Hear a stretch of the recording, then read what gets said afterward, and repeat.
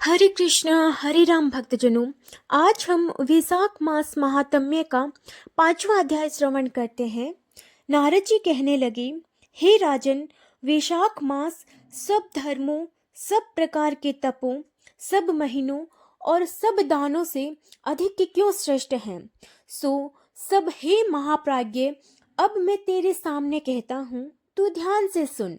जब सब युगों का अंत होता है, तब सब देवताओं के राजा शेषशायी विष्णु भगवान संपूर्ण लोक और जीवों को अपने उदर में समेट प्रलय के समुद्र में शयन करते हैं और योग माया के प्रताप से अनेक होकर भी एकता को प्राप्त होते हैं। एक दिव्य निमेष व्यतीत होने पर वेद प्रार्थना करके भगवान को जगाते हैं। तब भगवान अपने उदर में स्थित जीवों की रक्षा करते हुए उन जीवों को अपने अपने कर्मों का फल देने के लिए सृष्टि के रचने का मन में विचार करते हैं। तब विष्णु भगवान की नाभि से त्रिलोकी का आधार स्वरूप स्वर्ण में कमल उत्पन्न होता है। उसी कमल में विराट पुरुष रूपी ब्रह्मा उत्पन्न होते हैं। फिर भगवान ने उस विराट पुरुष में 14 भुवन उत्पन्न किए, जिनके भिन्न भिन्न कर्म और आश्रय हैं।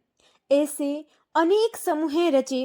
फिर सत्य, रज, तम, 3 गुण, प्रकृति, मर्यादा और भुवनों के स्वामी रचे।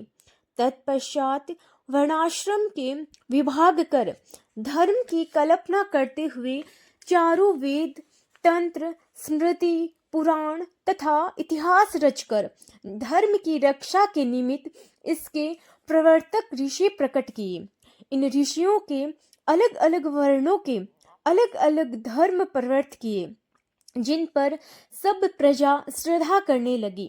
प्रजा अपने अपने आश्रमोचित धर्मों में लगी हुई है या नहीं, यह देखने के लिए साक्षात अविनाशी सर्वंतर्यामी भगवान चिंता करने लगे। यह वर्षा काल मैंने निर्माण किया। इसमें सब प्रजा कीचड़ आदि में फंस दुखी हो रही है, जिससे सब धर्मों को नहीं कर सकती। यह देख क्रोध उत्पन्न होता है, मन प्रसन्न नहीं है। मेरे देखते कोई दुख नहीं पाए, अतएव उन्हें देखूं। सर्द काल में सब खेती में लगे रहे हैं, इसमें पूर्ण रीति से धर्म नहीं कर सकते। कोई पके फल की अपेक्षा कर रहे हैं, कोई वर्षा से पीड़ित है, कोई शीत से दुखी है, अतएव धर्म नहीं करते हैं। इन्हें देख मुझे शेष उत्पन्न होता है। इनकी उल्टी गति देखकर मुझे संतोष नहीं है। हेमंत ऋतु में सर्दी के मारे कोई प्रातःकाल नहीं उठता। सूर्योदय से पहले न उठते देख मुझे क्रोध उत्पन्न होता है। शिशिर ऋतु में भी प्रातःकाल के समय शीत से पीड़ित रहते हैं तथा फसल पक जाने की प्रतीक्षा करते हैं।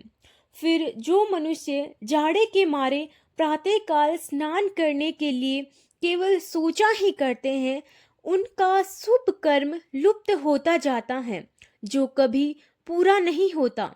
यह समय प्रेक्षण का नहीं है। ऐसा विचार कर भगवान ने बसंत ऋतु को संपूर्ण पातकों को निवारण करने वाला माना है।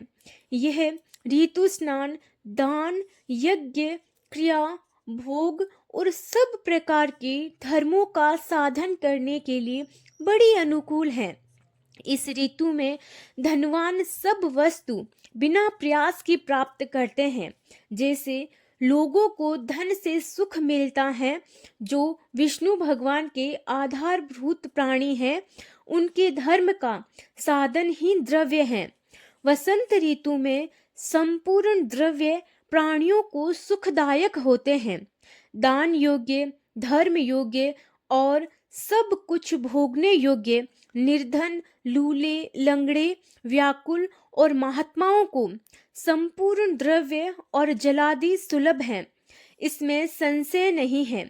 मेरे प्रियजन इन द्रव्यों से अपनी आत्मा का हित साधन करते हैं।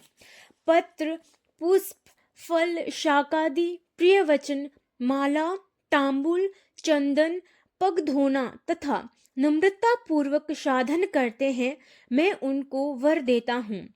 ऐसा कहते हुए विष्णु भगवान लक्ष्मी सहित चारों ओर वनों को देखते चले, जिनमें अनेक प्रकार के फूल खिल रहे हैं, जिनमें हष्ट पुष्ट प्राणी रहते हैं और मतवाले भ्रमर और पक्षी विचर रहे हैं।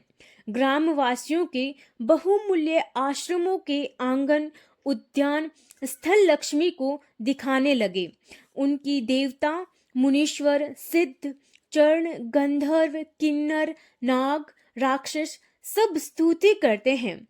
वर्णाश्रम वासियों के घरों में जाकर मीन की संक्रांति तक लक्ष्मी और सब देवताओं और मूर्तियों सहित भगवान रह करके लोगों के कर्मों का निरीक्षण करते हैं। धर्माचरण वाले पुरुषों की मनोकामना पूरी कर देते हैं और मदोन्मत्त लोगों की आयु और धनादि को हरते हैं। जो वैशाख में भगवान की पूजा करते हैं तथा उनके चल मूर्ति रूप साधु महात्माओं की सेवा करते हैं तथा अन्य महीनों में नहीं करते, उनके अपराध को भगवान क्षमा कर देते हैं। जैसे अपने देश में आए हुए राजा को देख उस देश के निवासी मनुष्य बहुमूल्य भेंट पूजा लेकर राजा की पूजा करते हैं, तब राजा पूजा के आकारादि द्वारा यह जान लेता है कि किसकी सेवा पूरी है, किसकी थोड़ी। उचित पूजा होने पर प्रसन्न होकर निश्चय ही उसे मनवांछित फल देता है और जिनकी पूजा सेवा ठीक नहीं, उन्हें दंड देता है। ऐसे ही विष्णु भगवान वैशाख मास में जो अच्छी रीति से पूजा करते हैं, उन्हें मनवांछित फल देता है और जो नहीं करते, उनके धनादि को हर लेते हैं। धर्म के रक्षक देव देव शाहधर विष्णु भगवान इस मास में प्राणी की परीक्षा करते हैं, इसीलिए यह महीना सबसे उत्तम है। हरे कृष्ण हरे राम। 5वां अध्याय यही समाप्त होता है। अगला अध्याय अगले वीडियो में। धन्यवाद ये वीडियो देखने के लिए। हरि शरणम हरि शरणम।